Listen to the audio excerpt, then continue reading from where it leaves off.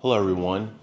I just wanted to jump on this YouTube channel because I've been thinking a lot about what's happening currently in our streets with George Floyd, with the situation in Central Park, and many other instances of police brutality. And I've been thinking a lot about what this means for me as an educator and what it means for all of us. And one of the ways that I've been thinking about is maximizing the opportunity I have to educate young people. And I thought it would be useful to share with you what are four things that I have done to I think create an incubator for social justice. The first thing is self-reflection. I think students need constant reminders that they are people. I know that sounds odd, but let me elaborate. I think the way the current education system is constructed, it's for young people to blast through that experience in an almost non-human way. In a lot of ways, the best students, who we think are our best students, are the ones who just power through. The challenge of that is that it does create, I think, in some of our students, an almost inhumane way to experience our education.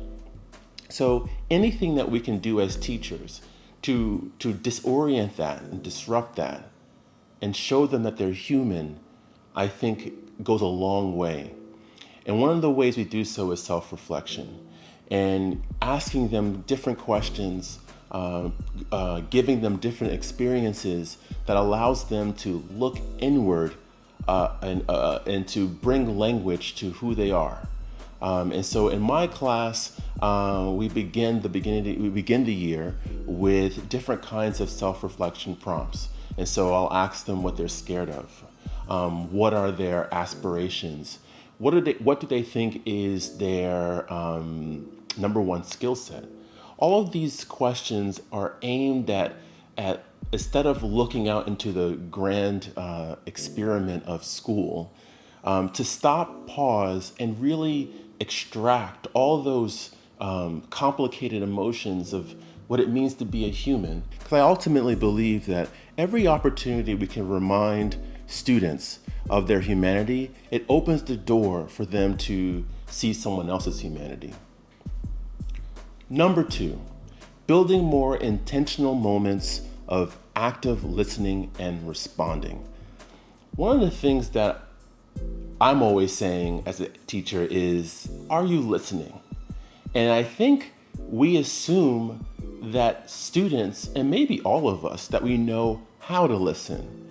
And so I would say that we need to really teach active listening.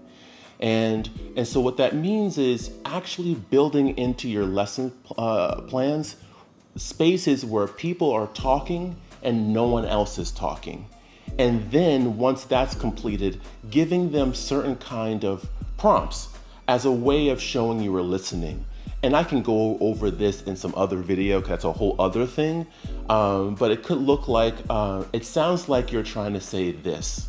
What I gathered from what you're communicating is this.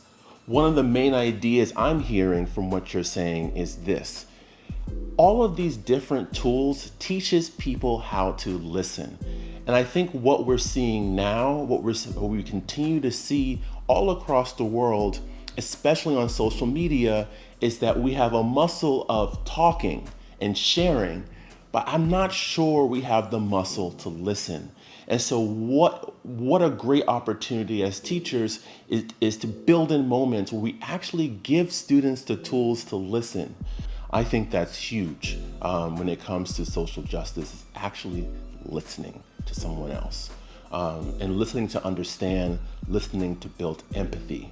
Super important.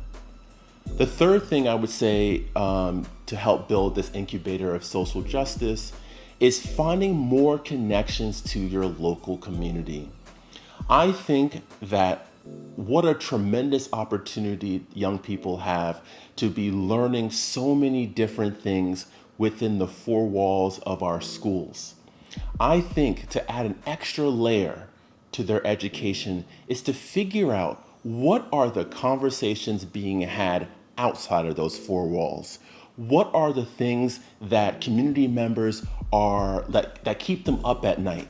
What are the community assets? What are the things that our current education, what we have equipped them, can allow them to enter that conversation outside? I think the more opportunities we bring in our local community into our classrooms, I think young people, again, going back to disrupting this almost inhumane model, just trying to power your way through 4 years of high school. I think the more times we invite community members into our schools, it allows students to see that what they're learning is not only about padding some academic resume, but it's also giving them the tools, the weapons to really actively change and make impact outside. I think we need to find ways for it to expand beyond community service. I'm thinking about ways we can really start to see the assets of our local community and bringing them into the conversations that we're having already around the table. And I would say lastly, thinking about assessments that incorporate the community. And so if you're in a bio class and you are studying water and how water runs through its cycles, what are the ways we can bring in the water retention in the Bronx? If we're looking at an English book, in a novel, and we're looking at a character who's learning how to read, what if we then pair that with a nonprofit that's trying to address literacy?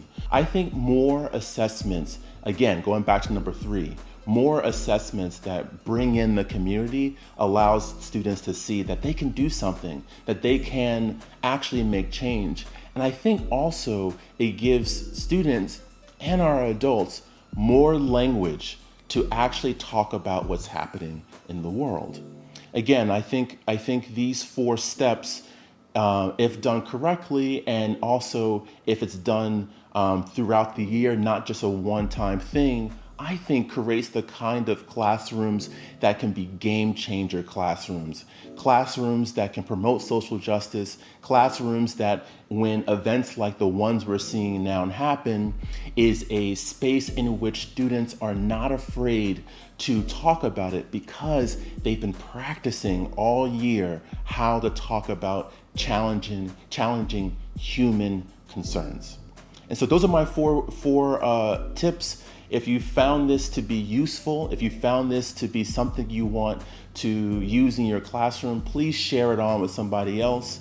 And I look forward to creating a video about the different prompts for active listening. I have a whole bunch of them, and so I could do a whole separate video. And so if you want to see that video and many more that I'm creating here in my living room, don't forget to subscribe to the Osluka Company's YouTube page and follow us on Instagram at Osluka Company.